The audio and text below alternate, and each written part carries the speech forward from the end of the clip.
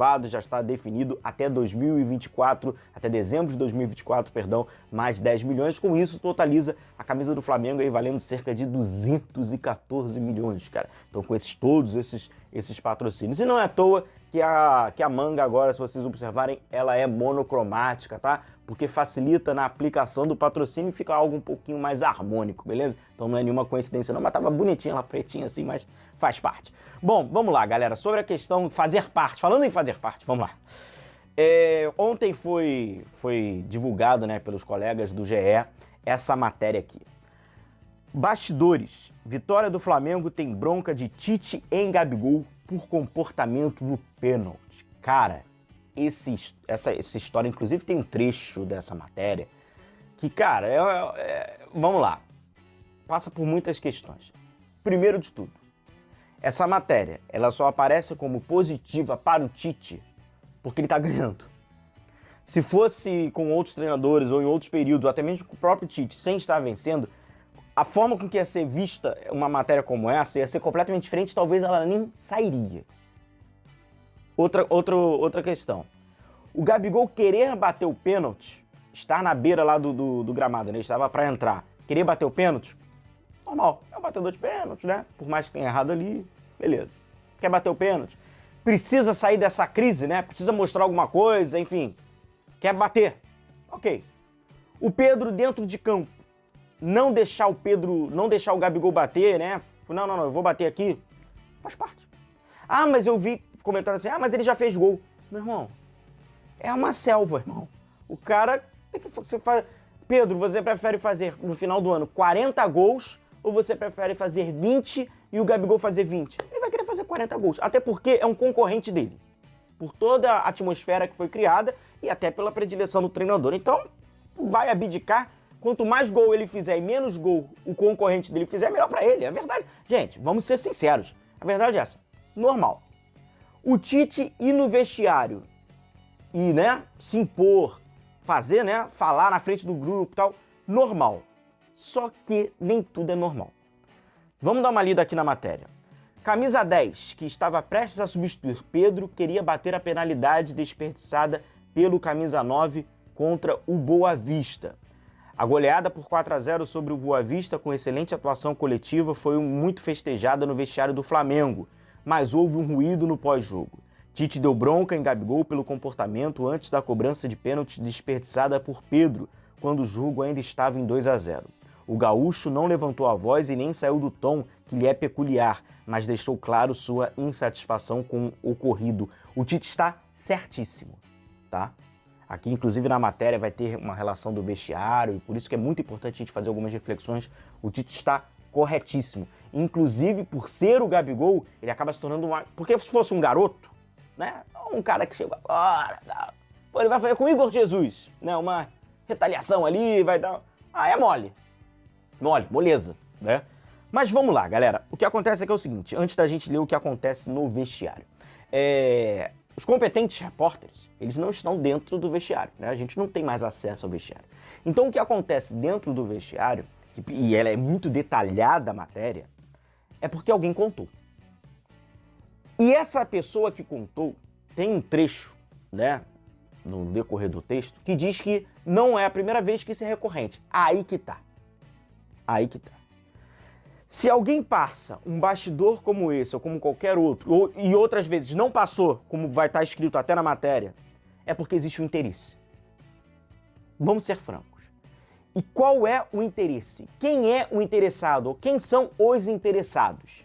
Deixa eu só ler para vocês os vestiários para vocês entenderem que tá muito mastigado, tá muito detalhado. Então é impossível um jornalista estar presente para conferir isso. Então ele teve acesso a isso. E o que motiva uma pessoa a passar isso? E quais são as pessoas que estão, nesse momento, dentro do vestiário?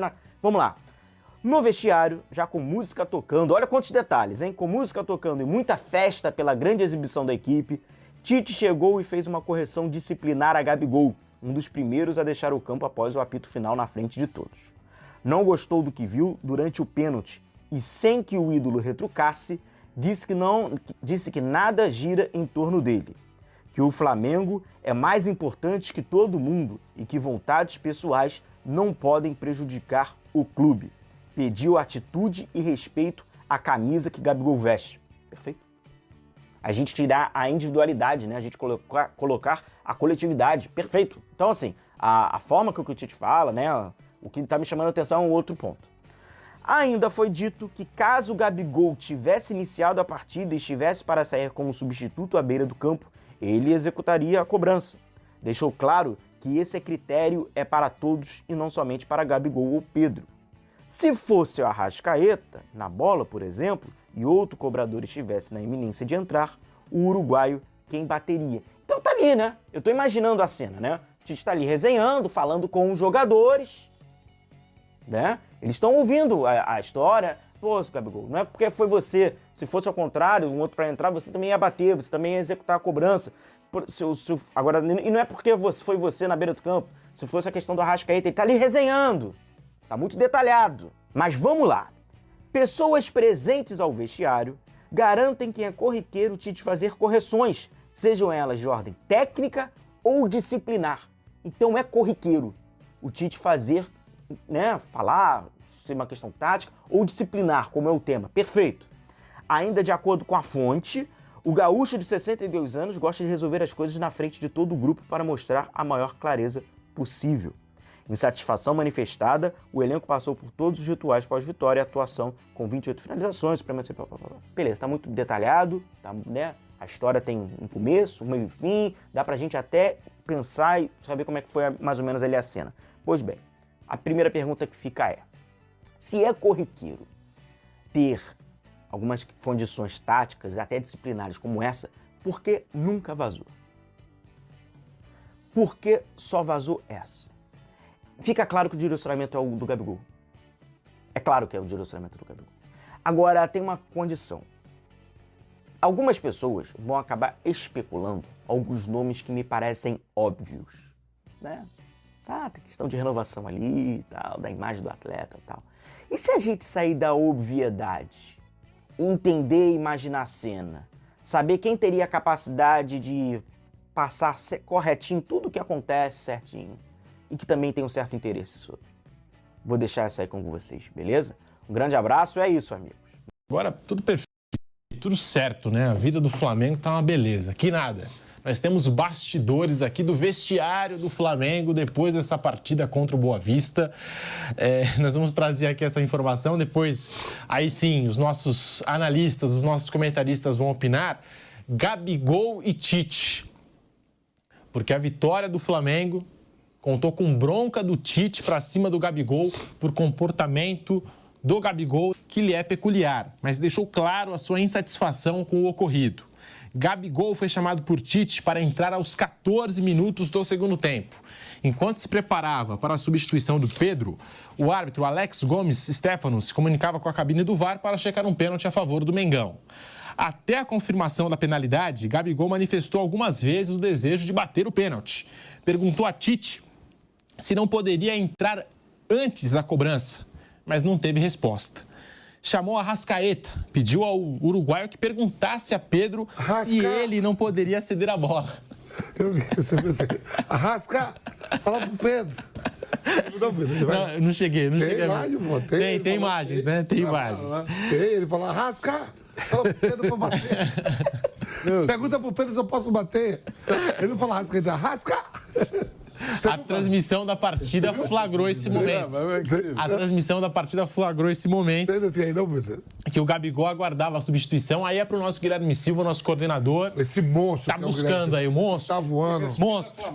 Respira. É um cara da hora. Homem cara de muita fé. Muita fé, gosta de igreja, pizza, se cuida.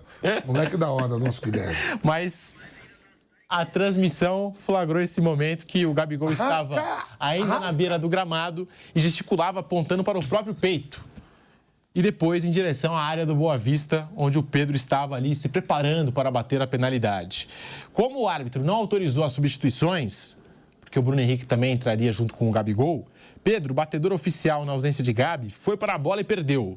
Gabigol entrou na sequência e o Flamengo terminou o jogo com essa goleada por 4-0 numa atuação em que dominou completamente o adversário.